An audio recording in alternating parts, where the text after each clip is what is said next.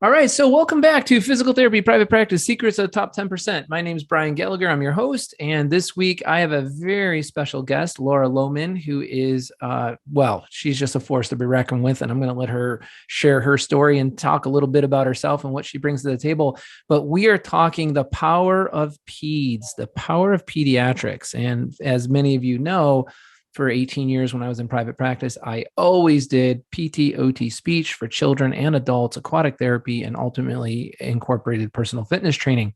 And the reason why our podcast is branching out and bringing in these specialists and these experts and these guest speakers is because I want you all to just reconsider for a moment what you're doing and why you're doing what you're doing. Because as I've always said, from the very beginning, there's two main reasons that I believe we all became physical therapists. One is to help as many people in our community as possible. And two, to provide the greatest care we can with each and every engagement, to have the greatest impact on people's lives so they can live their life in optimum health, optimum function. Pediatrics highlights that, to the nth degree. We are trying to get our little people to be well-adjusted, functioning adults at some point in their life. And it really does start in our hands. And Laura has that hands-on experience, as do I, but she specialized in multiple settings and clinics doing that. So without any further ado, please welcome Laura Loman, DPT, pediatric specialist. She does work for MEG. She is one of our content creators and coaches. So many of you may be meeting and talking to her in the future at conventions as well as by phone. So Laura, why don't you just introduce yourself? Let people know a little bit of who you are, when you got out of school, where you went, what you did, and what brought you up to this point in your career. All right. Thank you so much, Brian, for having me. I'm super excited to be here. So as Brian mentioned, I have become a member of the MEG family, and I kind of feel like I'm rejoining the team because my first job after graduating from PT school in 2010, had to think about that one a while ago, was working in Brian's hugely successful clinic in Maryland, treating both adults and pediatrics. So that practice went on to win Practice of the Year when I was there in 2011. So my first experience as an employee, right, like a staff therapist, not a student, but a new grad therapist earning my first real paycheck, was with, this team and with the foundational principles of MEG that Brian is still training us all on today. So my passion for peds really grew when I was there, and I knew that I wanted to really specialize in that. So as many of us, when we're young clinicians, I really was honing in on my clinical skills, right, of pediatrics and learning how to be the most exceptional peds therapist that I could. Lots of mentorship, con ed, really focusing on that area. And over the years, we moved a few times for my husband's job, and I had the opportunity to work in a bunch of multidiscipline pediatric outpatient clinics, lots of pediatric private practices, and teaching some undergraduate and DPT programs, adjuncting for Peds courses. And as my career progressed, I began to take a really strong interest in the business side of clinical practices, like promoting, just in my career through team lead, clinical director roles. But when I grew in these positions, I kind of started to develop that sense of entrepreneurship, as Brian says. Mm-hmm. And I love a puzzle. Like I really like solving problems, whether it's, our complex kids for, best patient outcomes, or just improving processes and streamlining things. And the more that I learned the ins and outs of what it takes to run a successful peds practice, I knew like this is the puzzle that I want to solve. And I'm still a peds therapist at heart, but I feel like now I get to help more children reach their functional potential by helping the clinics that serve them create thriving practices, which is really what led me back to MEG, figuring out how we can do that better for all of our owners. It's so funny you said that, Laura, because I often get the question, and maybe you'll get it too, or maybe you have been getting it, but I'll always get the question from people, not always, but often, Brian, do you ever miss treating patients? Do you ever miss being a treating therapist? And number one, I always carry a treatment table to every house I live in because I'm always putting people on the table and helping people out. But honestly, I just felt like as my career progressed, as yours has as well, it was really satisfying to treat patients one-on-one. And it was really satisfying to be a clinical director and help other people up their game and practice at the top of their license. And then you kind of realize I can run offices and I can have multiple locations, or I can coach hundreds of what we do now, thousands of owners around the country. And it just becomes a bigger sphere of influence, and it becomes a bigger responsibility and a bigger game. Like you said, like there's only so many people's lives you can affect at the side of a treatment table. But what we now do at MEG on a national level with these owners all around the country, the startups, the existing practice owners, whatnot, everything in between, it just seems to me to be the higher calling, if you will, or having the greater impact, if you will, because it's not for everybody, but we definitely are educators at heart. I mean, you totally have that educator bug and building this content. So, and like any therapist, if you have knowledge and experience, you want to share it. Right. Absolutely. And I think we have a much greater reach now, which is, it's like an exponential impact. I love it. Yeah, it really is. For years and years, it was mainly, physical therapists in private practice. And then it became big groups, 100 offices, 50 offices. There's an office in Canada that works with us that has 41 offices, and then I met with another group that has 400 offices. And then it became startups. Oh my gosh, the startups out of the woodwork. And now we're really working with occupational therapists and speech therapists and pediatric specialists. And so we really had to take our materials and really think hard about what we did, you and your career, me, myself and my career, and all the other people that we've met, and how can we give them, again, secrets of the top 10% of how to run a pediatric clinic. So pediatrics, if I'm listening to this and I'm a therapist and I'm like, well, that's not my cup of tea. I'm never really focused on that. I want to have an adult size clinic. And what would our conversation be like if somebody was to come to us and say, I have these skills in the adult world, bringing pediatrics into my clinic, what would the argument be for or against doing that? Like, why should I consider doing that? Let's just take the fact, because if you're a niche occupational speech, PT, peds already, we'll talk about that. But if you're not, let's talk about that first. Let's take that gorilla out of the corner of the room. I'm not a pediatric specialist. Why would I want to develop part of that into my business model? Well, I think you have to think outside of what your perception of peds might be to begin with. I think many people perceive it to be only special populations or medically complex children, that niche type area in peds, but there's still Johnny who climbed a tree and fell out of the tree and fractured his humerus. Yeah. It's not just one. You can kind of get tunnel vision sometimes when you think about peds, but we can really make it the whole family. From birth to geriatrics, and it allows you to capture the lifespan, the whole family, and build. I would also argue, that the lifetime value of your patient is a lot more, not only through the child that you might serve, but also because mom is bringing them to appointments and just loves the experience that they've had in your clinic. And now you have captured the loyalty and the interest of that return customer base in 2 age groups, or potentially a third in a multi-generational family. So it's a lot of untapped potential. Yeah, absolutely. And, a lot of people, like when you start in business coaching, you'll ask people, well, who's your public, right? I've said that 1,000 times. Well, who's your public? Who is it? Who has the needs that you're trying to fill? And so many owners will say, my public is, the 45-year-old, stay-at-home mom, or if there is such a thing anymore, the working dad, the working mom, the grandmother, whatnot, and I've always said, yeah, that's true. But isn't your public that family? Like, shouldn't you broaden your communication? So that's my first TPS tip for professional success in this episode, is broaden your perspective of who your public really is. It is the referring physicians within your community, always will be, but it's the families within a 30-minute drive of your office. And that's how you really gauge, should I put my clinic here or there? Put your clinic in an area where a 30-minute drive is going to capture the most number of families, where it's really well concentrated and who are going to have the needs.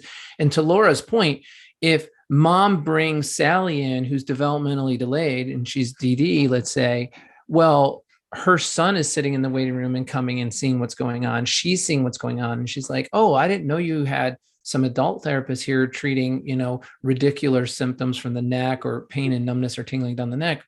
I'll have my husband bring Sally next time and he'll get therapy while she's getting therapy.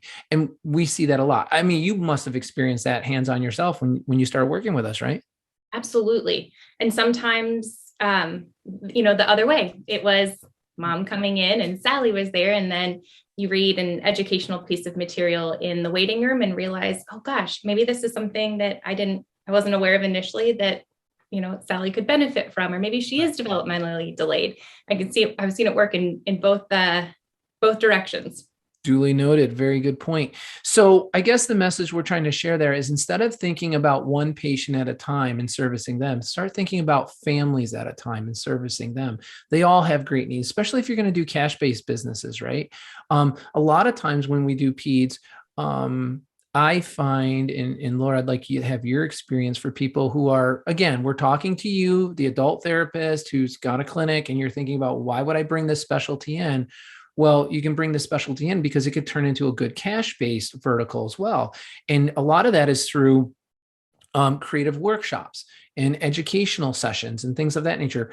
Give an example of some of those that you've seen be successful, Laura.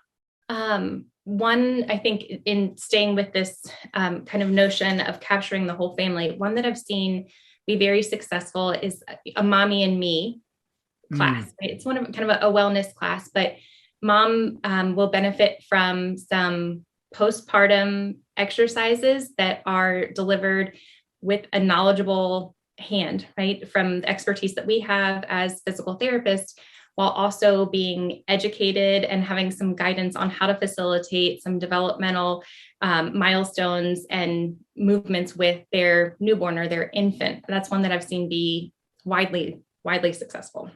Yeah, absolutely. And if you go multidiscipline, there could be,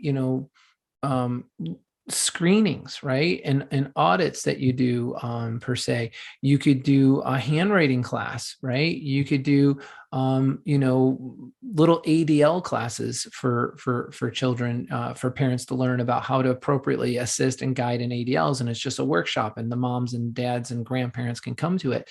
And it's a handling class, right? Proper handling in these certain functional instances. So I really think, when you start thinking about peds from a business owner's perspective, there's a lot of advantages there, with the ability to develop into some of those cash-based services, with the ability to capture the entire family.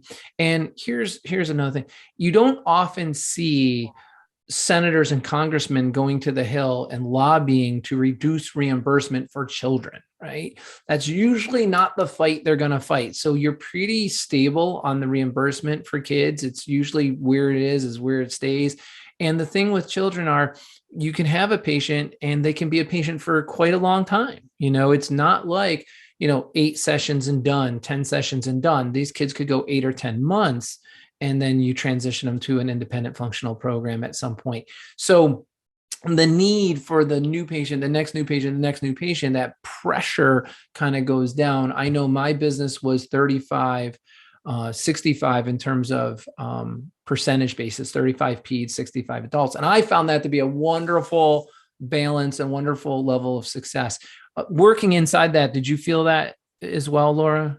I did. I felt like I had a lot of balance and could still very easily transition, manage my time, and kind of had a breath of fresh air from both sides. I got to go play with the tiny humans for a little while and then go back to serving my adult patients. I really enjoyed the balance there.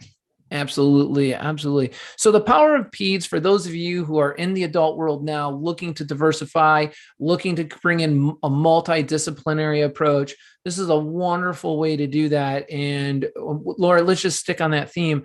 what have we done lately inside MEG Academy that has really upped the bar in this area for those people who are saying, there are no Peds consultants out there, which we're not consultants, we're coaches. We know that, but there's just very limited help for people to be successful in that area.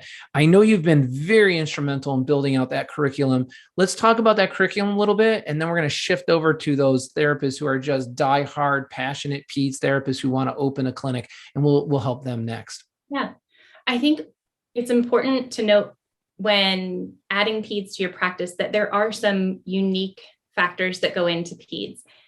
And what we've done in the curriculum we've developed most recently is really addressing those, but also establishing your 4 keys to private practice success upfront from the beginning is hugely important. Taking those unique considerations, really in regard when you develop them. So, if you are thinking about how many disciplines you'll have, if you'll provide services in the clinic only, or if you'll have therapists that might go into the community to serve an early intervention population, you have to be intentional and strategic about building those aspects of your business from the beginning. So getting your environment, your structure, your personnel, and your systems of operation in order with that plan in mind. And so with the curriculum, we have walked through very specific things that you need to consider at each step along the way when adding Peds to your practice, or when opening a Peds specialty practice.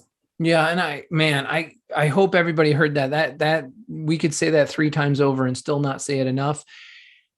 The most successful owners who operate in the most efficient way, waste the least amount of time, waste the least amount of financial resources, are those that already can paint the picture of the ideal scene they're trying to go to, that they're trying to develop, and they work backward in a step-by-step process on how to get there. You don't start from where you are today and say, okay, I got to take this step and then that step and then this step and then that step. No, you have to work backward from where you absolutely want to be, map out that strategic plan, and then start breaking it into programs and make it happen. And that's what MEG Academy has done. I mean, Laura, you've done a fantastic job with Nicole side by side in literally saying, if this is what an ideal Peds practice looks like, here's the structural things that you need to have in place. Here's the environmental things that need to be in place. Here's the personnel things. Here's the systematic systems of operation have to be in place. And here's the sequence in which you should attack those things. I mean, we are 100% successful in doing startups. And I think largely because we do that thinking thoroughly. We do a lot of that cross vetting in great depth on how you open up a traditional standard PT practice, a hybrid practice, or in this case, what we're talking about is potentially a hybrid adult PT clinic, right? And I think you guys did a wonderful job of that. Yeah, and I think it's important to consider that multidiscipline aspect from the beginning if you are considering that. And we suggest, that you would at least put some thought into it, because you have the ability to capture, discipline referrals from one to the other and provide multiple disciplines to the same patient. But that has to be done with a lot of, intentionality from the beginning, so that your EMR can support all 3 disciplines. There are numerous examples we could give, but you have to be strategic about that from the get-go. Even if you're established practice, as you're making your plan to add Peds, it's just one of those many things we urge you to consider in the beginning. Absolutely. And it's so helpful. I know this is the whole reason why I started MEG back in the beginning. I put my head in my hands and I said, I was like 1 year open in my clinic in 1999. And I said, man, I would pay anybody anything if they would come in here and just show me what to do and what order to do it. Because nothing like that existed in 99 in the year 2000. And I told myself, there's going to be a day I'm going to build that. I'm going to do that. I'm going to help people have like a template, and it can't be cookie cutter. It can't be just out of the can. It's got to be fully customizable, fully developable. People lately, Laura, when you start taking these practice assessment calls, like I've been taking, I've been getting this concern lately, which is really kind of funny, but I'll answer it. They'll say, well, Brian, I really want to take your program. I believe there's a ton of data there in that file vault. I mean, we've got well over 200 documents. You pirate everything, right? And I believe your training content is excellent. I've talked to your references. Everybody's doing really well on the backside of that training. They're just up their game. But I'm concerned about losing the culture in my practice. I'm concerned about buying a program and it being a vanilla white gloved thing. And now I'm trying to conform my practice into that MEG model, if you will. And I'm like, what are you talking about? Would you not think that all of the thousands of therapists that we've worked with going all the way back to 2006 wouldn't have that same complaint, wouldn't have that same issue? If we made it like that, that would be everybody's problem, right?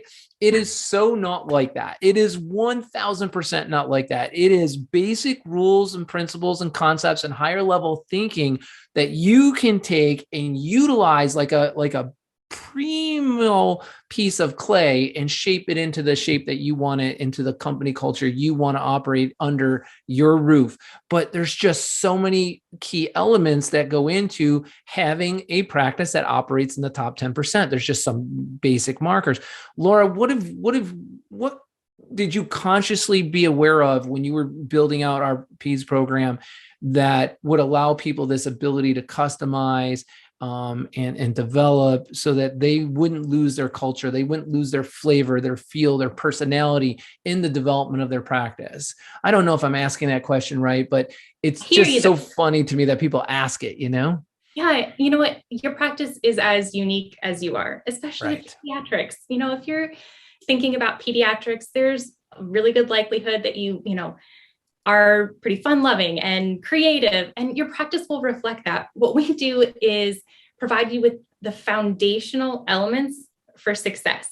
You know, there are some, challenges that lots of practice owners face commonly across the board. And we want you to think about those. We want to have, solutions and train you on how to address them. But that doesn't mean that it's not in your own way and with the own culture of your practice. But there are foundational principles, right, that the top 10% use. We want to help you and equip you to handle those. Yeah.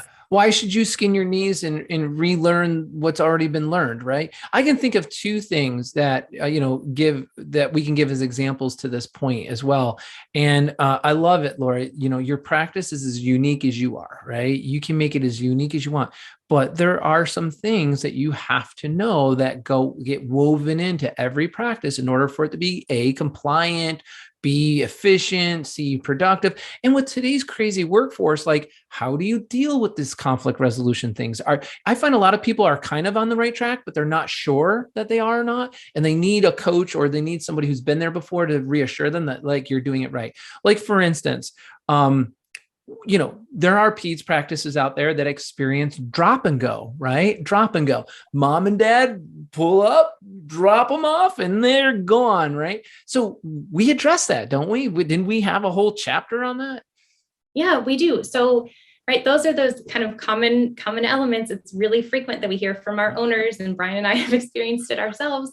So what do you do to handle that? Well, it takes that intentionality that we talked about before in establishing everything. You've got to have policies and procedures laid out about how that's going to be handled. Then you've got to, how do you communicate it with the family? Who's the best person to deal with it, right? So we walk you through all of that, what to put in your policies and procedures specific to minors. There are many, many examples we could go over, and then role plays about how do you have that conversation? How do you confront that parent? And then what is the solution to that?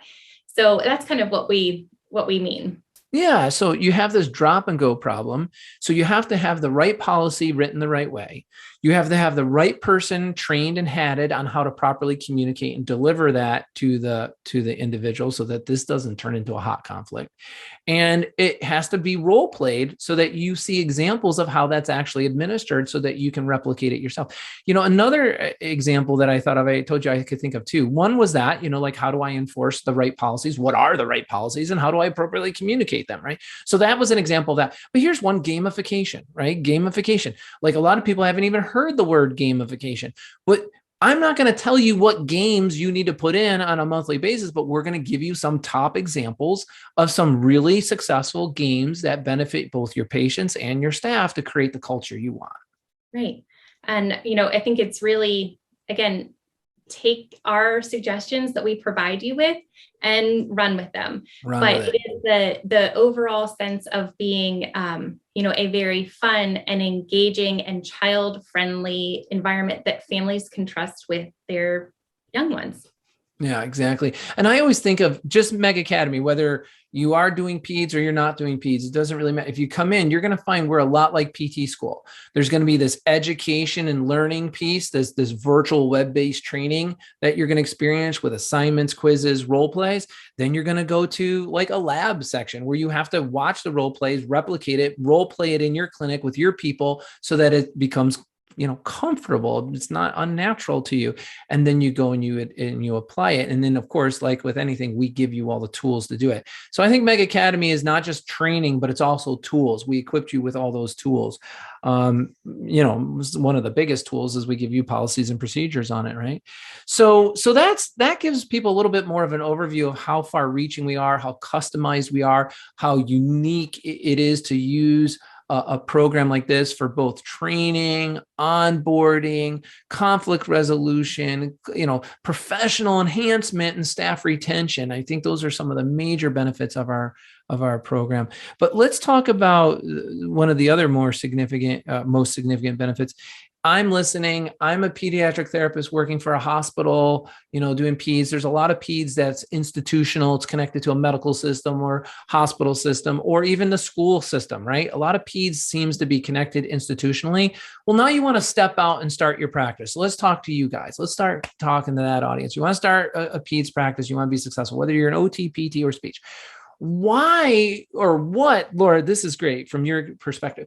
What is so uniquely different and can be uniquely different about providing pediatric care in an outpatient setting, an outpatient basis versus being connected to either the school institution or the hospital medical system institution? How is it that this just rises above those environments, and why?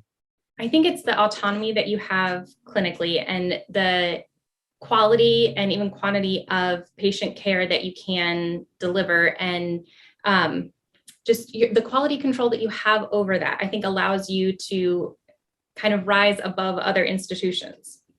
Yeah, absolutely. And I love the autonomy side of it because I know, being a pediatric therapist myself, because I've hired so many school system therapists, and a lot of school system therapists will tell me, maybe some of you listening feel this way.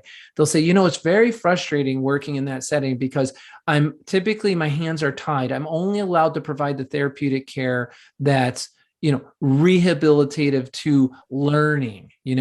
What do I do to help them hold a pencil better, or sit up in class better, or transition better from chair to stand?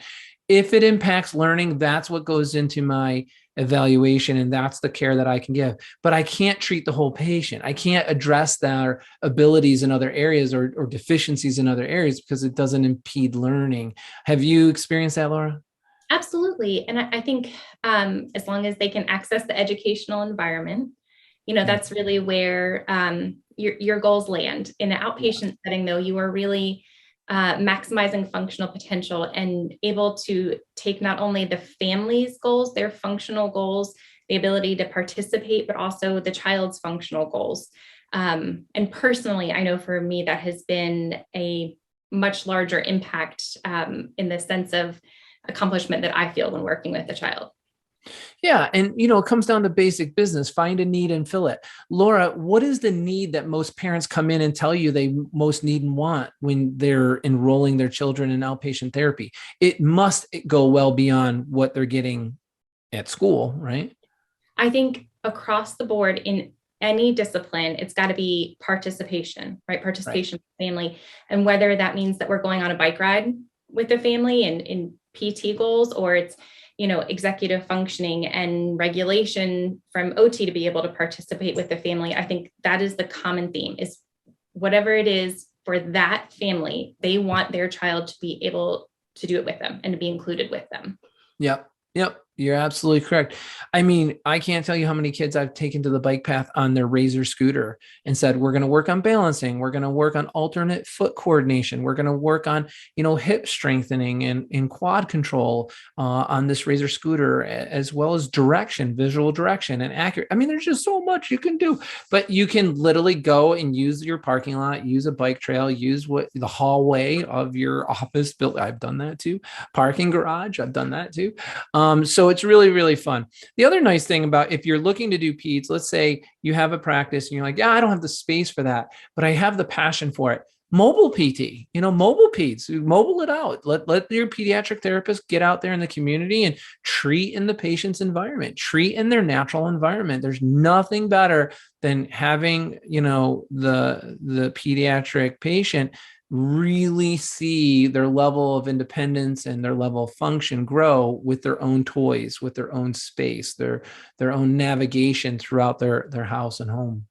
And I think from a business model, I think we know that to be true. We know that carryover is greater. We know that we're able to maximize our functional ability and reach goals when we're engaging in the natural environment in an early intervention setting. I think we stray away from that with the assumption that it has to be contained within four walls once they're, out of that 0 to 3 population. But capitalizing on playgrounds, bike trails, like you said, there's so much to be used there, not only for space and efficiency, but also for, maximal functional ability. Yeah, absolutely. And if you're in some of those settings, areas of the country where they're like providing peds only at the hospital or only at the medical park or, within the, health medical system, don't be discouraged. Don't let that discourage you, because when you survey families, they're not enjoying driving into the hospital to get rehab once or twice a week. They're not enjoying knowing that their hospital center or those institutional settings are typically only treating patients 9 to 5. If you're lucky, if it's not 9 to 4, 9 to 3, there's no evening hours. There's no flexibility working around school. A lot of those therapists are good therapists, but they get pretty rote, right? They kind of get, whereas when it's your practice, it's your department, it's your division, you get very creative, you get very unique, you become much more engaging. That's been my observation.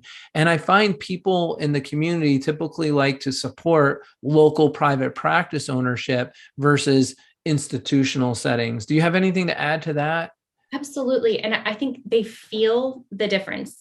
Sometimes with our tiny humans, they have a lot of medical appointments and don't look forward to going to the hospital. And Brian, in your practice, even when we had 2 waiting rooms, one primarily for adults and one for pediatrics, we used to get the most wonderful feedback from parents in that child-friendly waiting room, because it felt like they would say to me, like they were in, their living room or a friend's living room, where they felt just very at ease, very at home. It was a place that the child and therefore the family looked forward to going to, rather than, I don't want to say a harsh or sterile environment, but it's just a very different feel than a hospital-based environment.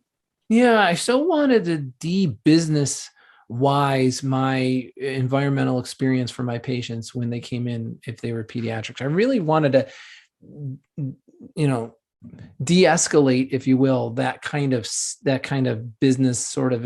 We had couches and leather couches. We gave them iPads. They could, we had the toys right there that they could just go and play with. Siblings are going to hang out while the other one's getting treated. So think about that. You can really, you could really be more of the community, more of a match for your community, if you will, if you really think about how you can customize your physical environment a little bit to meet the needs of your families, of the families that are coming in. From a business side, if I'm going there again, PEDS is direct one-on-one therapy 99% of the time. So you're not utilizing those very low reimbursed codes of ultrasound and e-stim and things like that. You're really maximizing the skill set of your therapist because they're fully engaged with direct, one-on-one procedure codes. And that's what you want. You can see children speech and can be, half-hour sessions. PT can easily be 45-minute sessions, OT 45-minute sessions. I think those are really pretty ideal. It allows you time to do the notes and treat the patient. Putting your staff on a pay-for-performance model when you're in a pediatric world is the secret to success in my world.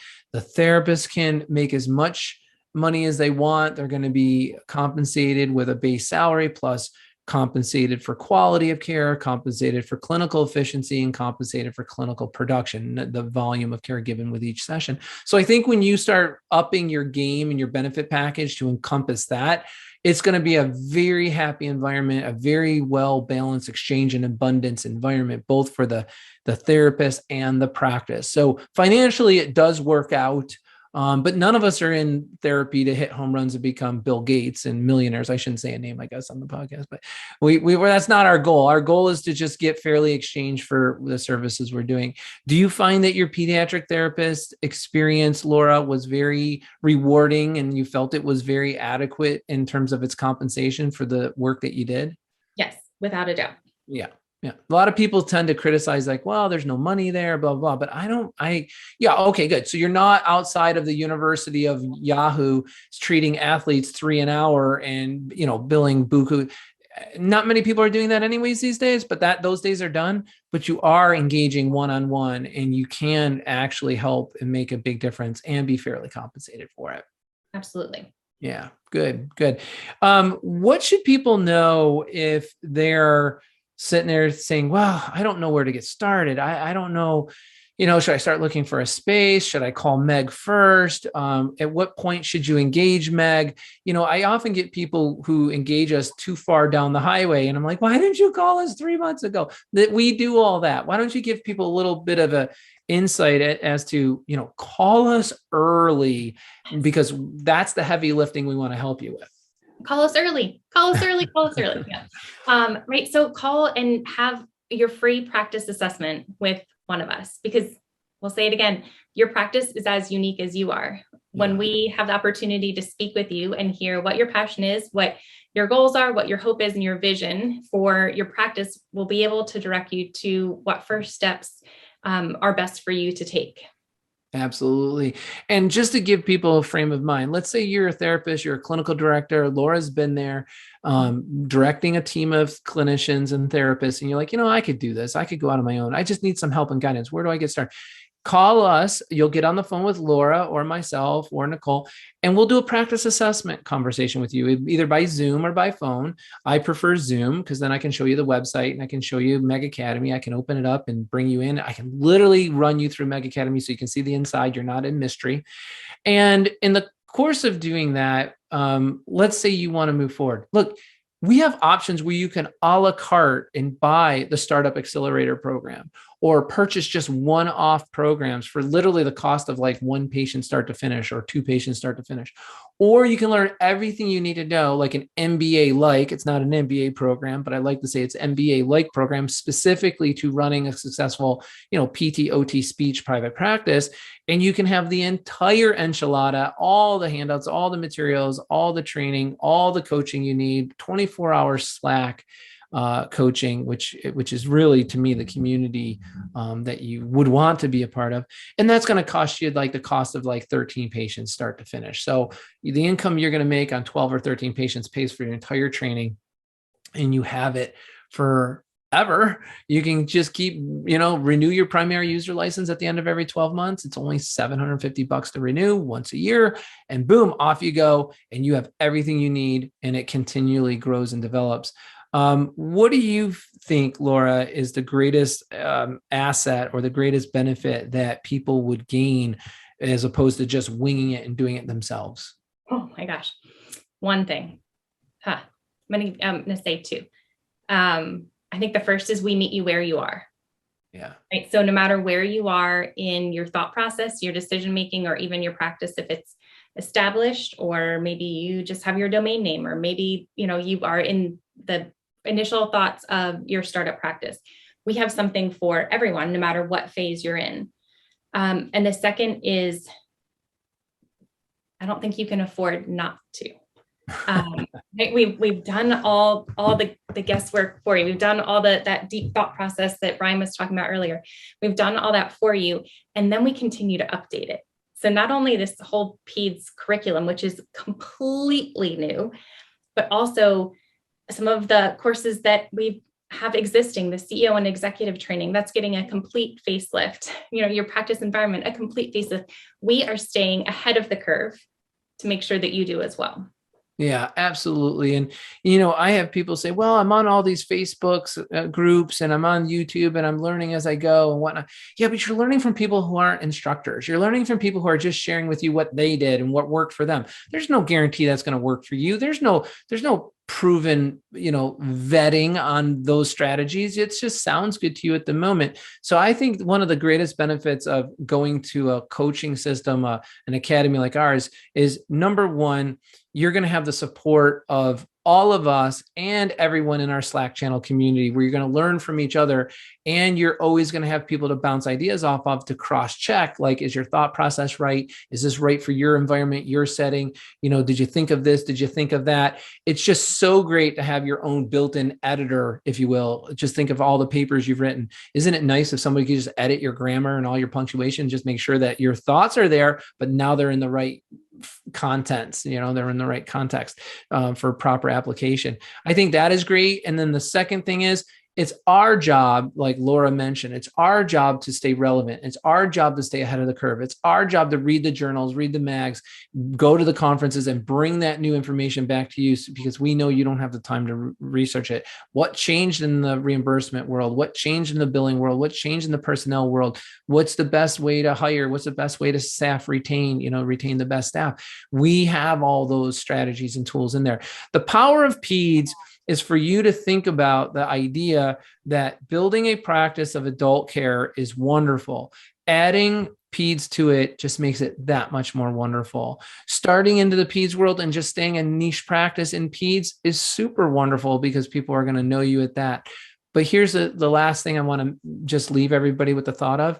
There was no question that even though I had an 8,000 square foot office that was doing Peds and adults, that all my adult referral sources saw us as the specialist in those adult services, whether it would be vestibular or aquatics or manual therapy or orthopedics.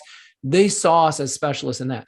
All my pediatricians in town and my internal medicine docs in town, they knew about our pediatric specialist department. Oh, they got a whole department that just specializes in peds. You can chew gum and walk at the same time. You can be the best at both things. And Laura, you live that life. I mean, I think people were coming to us through word of mouth and mainstream referrals because of the care that they were getting, the quality of care they were receiving. I agree 100%. And I think that the clinicians actually did the same, myself included. I knew as a new grad coming out of school that I could continue learning and be mentored from, therapists who were specializing in manual skills, right? At the same time that I was also learning from very experienced pediatric therapists, not just in an orthopedic, population of pediatrics, but very special populations. So I felt as a clinician, that was a huge driving force for me to say, all right, like they're doing both and they're doing it well. I want to continue to grow and learn, especially fresh out of school, and, take every learning opportunity I can across the lifespan, the whole population. Absolutely. So there you have it, guys. We've infiltrated into our system significant clinical considerations and customizations that could actually expand and grow your practice, whether you're scaling it with inside your four walls or expanding a whole new set of four walls, or you're going into mobile PT. That is being released next week on the 13th of June. And hopefully we've enlightened you on the idea of how easy it is to get out of the gate and be successful, whether you're going to be a niche practice in pediatrics or you're going to be a hybrid practice between adults and pediatrics. We have all of that worked out to save you time and save you money and be that sounding board and be that supporter to you as you go through the phases of your business growth. So that's what we're here for. That's what this whole podcast was about, was just enlighten you about the new developments and new changes inside MEG Academy and what you can do with it. Look, all I want is for you to live the life of a practice owner that you've envisioned for yourself. Whether you're an occupational therapist, speech therapist, or pediatric PT therapist, it does not matter to me. Follow your passion, follow your heart. You can make it successful. It could be just one office, 1,500 square feet, 3 people in a box. That's fine. 3 people in a box. That's just great. The tools we're going to give you are going to button that down and make it really, really successful. Or you can scale up to 50 offices, whatever you want to do. We're going to help you in that journey as well. So that's what it's all about. I hope you guys really enjoyed meeting Laura. Reach into us. You can go to www.megbusiness.com. It's all right there. Click, I want a free assessment. We'll connect you with Laura. She can chat with you. There's no pressure. Either you're going to move forward with some of the stuff we have, or you're going to go do something else, but at least we've made a friend. And that's what's important to us. That's what we really care about. Laura, I'll let you have the final word. And all I want to leave everybody with is this message of, let us know what your considerations are. Let us know what your challenges are, and give us the task of helping you overcome them. Yes, I agree 100%. Thanks for having me today, Brian. I'm very, very excited to share my passion with everyone else about the tiny humans, how we can help them and the whole family. Yeah, absolutely. I'm very proud to have you here, and you've been knocking it out of the park. The content is great, and I hope we can talk to a lot of people. So that's it, everybody. That's what we live for. As always, start each and every day expecting to do well.